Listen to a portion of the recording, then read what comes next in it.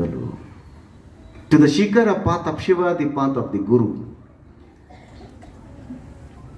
ಕಂಡುಗ ಹಿಡಿಯಲೊಲ್ಲದೆ ಕಾಣದುದ ನರಸಿ ಹಿಡಿದಿಹೆನೆಂದರೆ ಸಿಕ್ಕದೆಂಬ ಬಳಲಿಕೆ ನೋಡ. ಕಂಡುದುದನೆ ಕಂಡು ಗುರುಪಾದವ ಹಿಡಿಯುವಲ್ಲಿ ಕಾಣದುದ ಕಾಣಬಹುದು ಗುಹೇಶ್ವರ.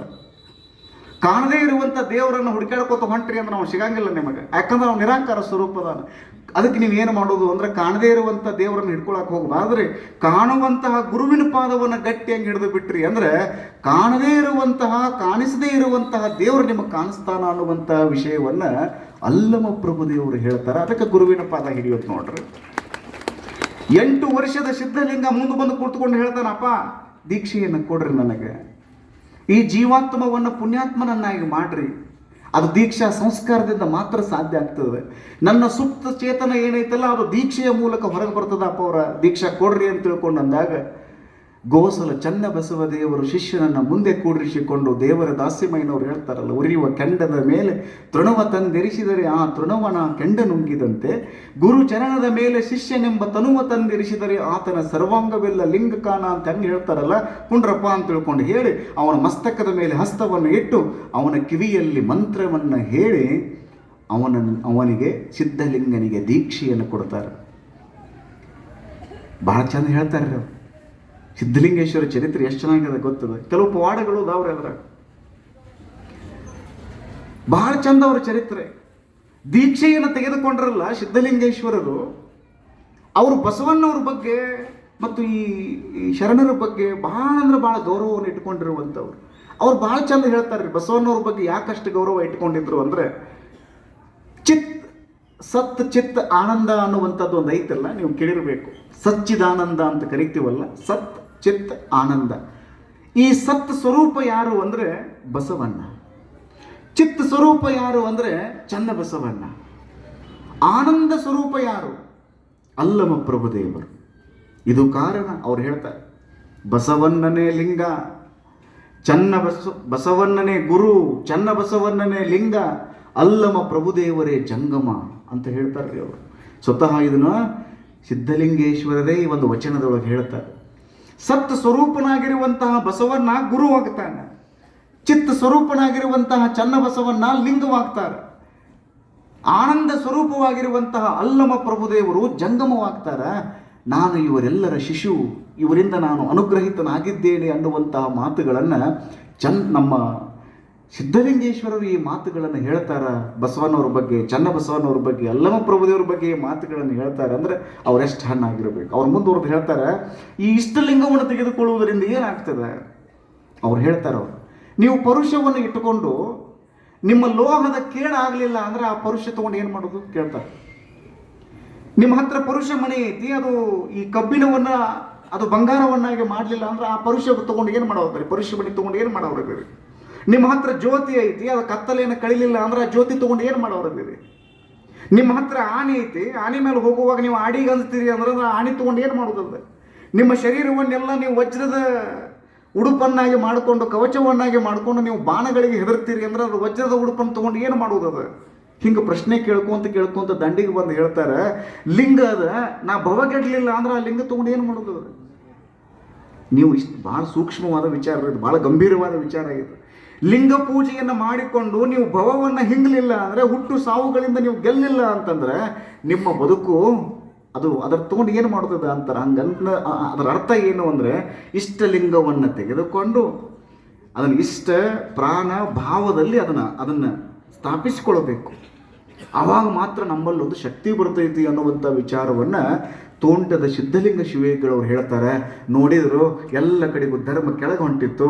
ಅವಾಗ ಅವರು ವಿಚಾರ ಮಾಡಿದರು, ಇನ್ನು ಮುಂದೆ ನಾನು ಶಿಷ್ಯ ಪ್ರಶಿಷ್ಯರನ್ನು ಕಟ್ಟಿಕೊಂಡು ಈ ಲಿಂಗಾಯತ ಧರ್ಮವನ್ನು ಉಳಿಸಬೇಕು ಅಂತ ತಿಳ್ಕೊಂಡು ಹಳ್ಳಿಗೆ ಏಕರಾತ್ರಿ, ಪಟ್ಟಣಕ್ಕೆ ಪಂಚರಾತ್ರಿ ಅನ್ನುವಂಗೆ ನಿರಂತರ ಅಡ್ಡಾಡ್ತಾರೆ. ನೋಡ್ರಿ ಅವ್ರು ಎಷ್ಟು ಅಡ್ಡಾಡ್ತಾರಂದ್ರೆ, ಇಡೀ ಭಾರತ ವರ್ಷ ಅಂತ ನಾವೇನು ಕರಿತೀವಲ್ಲ, ಆ ಸೇತು ಹಿಮಾಚಲದವರೆಗೆ, ಹಿಮಾಲಯದವರೆಗೆ ಅಡ್ಡಾಡ್ಕೋತ ಲೋಕ ಸಂಚಾರವನ್ನು ಮಾಡಿ ಬಹಳ ದೊಡ್ಡ ಪ್ರಮಾಣದಲ್ಲಿ ಜ್ಞಾನವನ್ನು ಅವರು ಪಡ್ಕೊಳ್ತಾರ.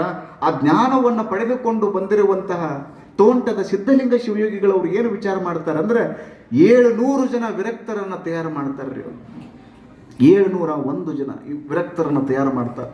770 ಜನ ಅಮರಗಣಗಳು ಹೆಂಗೆ ಈ ಲಿಂಗಾಯತ ಧರ್ಮವನ್ನು ಪುನರುತ್ಥಾನಗೊಳಿಸಿ ಅದರ ಉದ್ಧಾರವನ್ನು ಹೆಂಗೆ ಮಾಡಿದ್ರಲ್ಲ, ಬಸವಣ್ಣನವರಿಂದ ಆರಂಭಗೊಂಡಿರುವಂಥ ಈ ಅದ್ಭುತವಾಗಿರುವಂಥ ಒಂದು ಧರ್ಮವನ್ನು ಹೆಂಗೆ ಅವರೆಲ್ಲರೂ ಮುಂದುವರಿಸಿಕೊಂಡು ಹೋಗಿದ್ರಲ್ಲ, ಹಂಗೆ ನಾನು 701 ಜನರನ್ನು ಕರೆದುಕೊಂಡು ವಿರಕ್ತರನ್ನು ತಯಾರು ಮಾಡಿ ಅಲ್ಲಲ್ಲಿ ಮಠಗಳನ್ನು ಸ್ಥಾಪನೆ ಮಾಡಬೇಕು ಅಂತ ಹೇಳಿ ಬಹಳ ದೊಡ್ಡ ಪ್ರಮಾಣದಲ್ಲಿ ಮಠಗಳನ್ನು ಸ್ಥಾಪನೆ ಮಾಡ್ತಾರೆ. ಲಿಂಗಾಯತ ಧರ್ಮವನ್ನು ಉಳಿಸ್ತಾರೆ. 701 ವಚನ ಬರೆದಾರ್ರಿ ಅವರು. ಎಷ್ಟು ವಚನ ಬರೆದಾರ? 701 ವಚನ ಬರೆದಾರ. 701 ವಿರಕ್ತರನ್ನು ಕರೆದುಕೊಂಡು ಇದನ್ನು ಸೂಕ್ಷ್ಮವಾಗಿ ತಾವು ತಿಳ್ಕೊಳ್ಬೇಕು. 770 ಜನ ಅಮರಗಣಗಳು ಕಲ್ಯಾಣದಲ್ಲಿ ಆಗಿದ್ರು. 101 ವಿರಕ್ತರು ಪ್ರೌಢದೇವರಾಯನ ಕಾಲದೊಳಗೆ ಬಂದು ಈ ಧರ್ಮವನ್ನು ಪುನರುತ್ಥಾನಗೊಳಿಸಿದರು. ಮತ್ತೆ ಧರ್ಮ ಕೆಳಗೆ ಹೊಂದಿತ್ತಲ್ಲ, ಅವಾಗ 701 ಜನ ವಿರಕ್ತರು ಬಂದರು. ಅವ್ರನ್ನ ಇವರ ತೋಂಟದ ಸಿದ್ಧಲಿಂಗ ಯತಿವರೇನರು ಅವ್ರನ್ನೆಲ್ಲ ಕರ್ಕೊಂಡು ಮುಂದುವರಿಸಿಕೊಂಡು ಈ ಧರ್ಮವನ್ನು ಪುನರುತ್ಥಾನಗೊಳಿಸಿದರು. ಯಾರ ಹಣೆ ಮೇಲೆ ವಿಭೂತಿ ಇಲ್ಲ, ವಿಭೂತಿಯನ್ನು ಹಚ್ಚಿಸಿದ್ರು. ಯಾರ ಕೊರಳಲ್ಲಿ ಲಿಂಗವಿಲ್ಲ, ಲಿಂಗವನ್ನು ಕಟ್ಟಿಕೊಳ್ರಿ ಅಂತ ಹೇಳಿದ್ರು. ಯಾಕಂದ್ರೆ ಲಿಂಗ ಅಂದ್ರೆ ಜಾತಿವಾಚಕ ಅಲ್ಲ, ಧರ್ಮವಾಚಕ ಅಲ್ಲ, ಅದು ನೀತಿವಾಚಕ, ತತ್ವವಾಚಕ ಆಗಿರೋದರಿಂದ ಎಲ್ಲರೂ ಲಿಂಗವನ್ನು ಧರಿಸ್ರಿ ಅಂತ ಹೇಳಿದರು. ಎಲ್ಲರೂ ಲಿಂಗವನ್ನು ಧರಿಸಿಕೊಂಡ್ರು.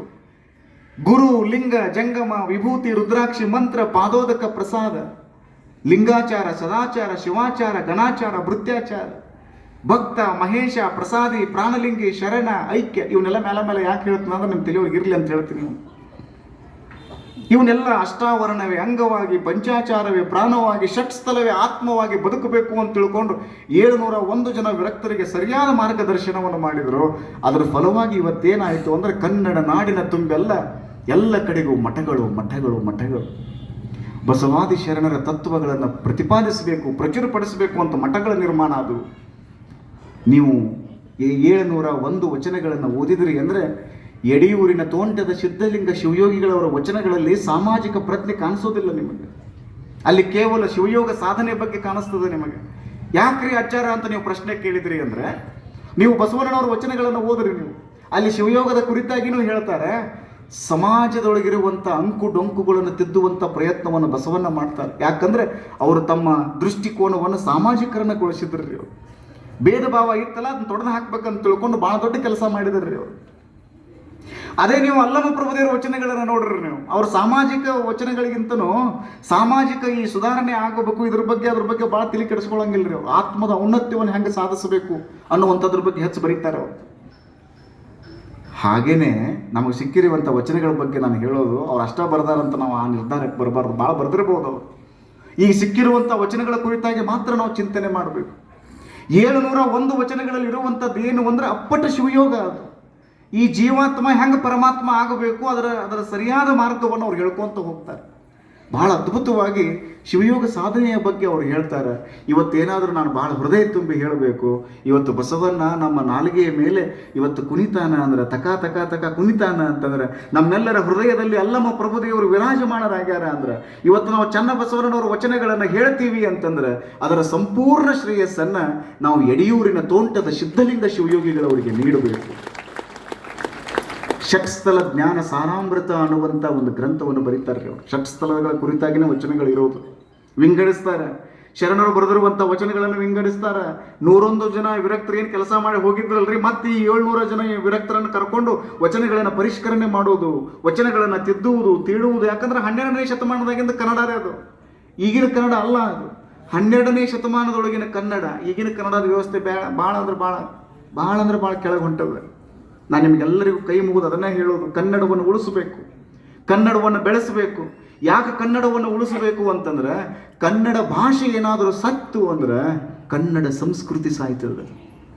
ಒಂದು ಭಾಷೆ ಕೇವಲ ಭಾಷೆಯಾಗಿರಂಗಿಲ್ಲ, ಆ ಭಾಷೆಯ ಜೊತೆಗೆ ಸಂಸ್ಕೃತಿ ಬರ್ತಿರ್ತದೆ, ಆ ಭಾಷೆಯ ಜೊತೆಗೆ ಒಂದು ಸಂಸ್ಕಾರ ಬರ್ತಿರ್ತದೆ. ಕನ್ನಡ ಭಾಷೆ ಮಾತ್ರ ಅದು ಯಾವಾಗೂ ನಶಿಸಿ ಹೋಗಂಗಿಲ್ಲ, ಆ ಮಾತು ಬೇರೆ. ಆದರೂ ನಾವೆಲ್ಲರೂ ಮುಂಜಾಗ್ರತಾ ಕ್ರಮವಾಗಿ ಇವತ್ತು ಬೆಂಗಳೂರಿನೊಳಗೆ ಟಿ ವಿ ಒಳಗೆ ಕೂತ್ಕೊಂಡು ಮಾತಾಡ್ತಿರ್ತಾರೆ. ಕನ್ನಡ ಅನ್ನ ಕೊಡುವ ಭಾಷೆ, ಹೌದೋ ಅಲ್ಲೋ, ಹೌದೋ ಅಲ್ಲೋ, ಅಲ್ಲ ಅಲ್ಲ ಅಲ್ಲ ಅಂತಾರೆ. ಅನ್ನ ಕೊಡಂಗಿಲ್ಲ ಅದು ಭಾಷೆ. ಎಲ್ಲಿದೆ ಉದ್ಯೋಗ? ಕನ್ನಡ ಕಲಿತರ ಉದ್ಯೋಗ ಇಲ್ಲ ಅಂತ ತಿಳ್ಕೊಂಡು ಹೇಳ್ತಾರೆ. ಅದಕ್ಕೆ ಇವತ್ತೆಲ್ಲ ವಿದ್ವಾಂಸರು ಒಂದೇ ಒಂದು ಮಾತು ಹೇಳ್ತಾರೆ, ಕಲಿತವರಿಂದ ಕನ್ನಡ ಉಳಿತೈತಿ ಇಲ್ಲೋ ಗೊತ್ತಿಲ್ಲ, ಕಲಿಲಾರದವರಿಂದ ಮಾತ್ರ ಕನ್ನಡ ಉಳಿತೈತಿ ಅನ್ನುವಂಥ ಮಾತನ್ನು ಇವತ್ತೆಲ್ಲರೂ ಒಪ್ಕೊಳ್ತಾರೆ. ಕನ್ನಡವನ್ನು ಉಳಿಸಿ ಬೆಳೆಸಿದವರು ದೊಡ್ಡ ದೊಡ್ಡ ಸಾಹಿತಿಗಳಲ್ರಿ. ಜಾನಪದ ತಾಯಿ ನೋಡ್ರಿ, ಹಣ ಹಡ್ಕೊಂತ ಬಂದ್ಬಿಡ್ರಿ. ಮಂದಿಯ ಒಳಗ ಚಂದಾಗಿ ಇರಬೇಕ ನಂದಿಯ ಶಿವನ ದಯದಿಂದ, ನಂದಿಯ ಶಿವನ ದಯದಿಂದ ಹೋಗುವಾಗ ಮಂದಿಯ ಬಾಯಾಗ ಇರಬೇಕ. ಎಷ್ಟು ಚಂದ ಚಂದ ಇದನ್ನೆಲ್ಲ ಹೇಳ್ಕೋತ ಬಂದ ಹೃದಯದ ಭಾಷೆ ಅದು. ನಾವೆಲ್ಲರೂ ಕನ್ನಡ ಭಾಷೆಯನ್ನು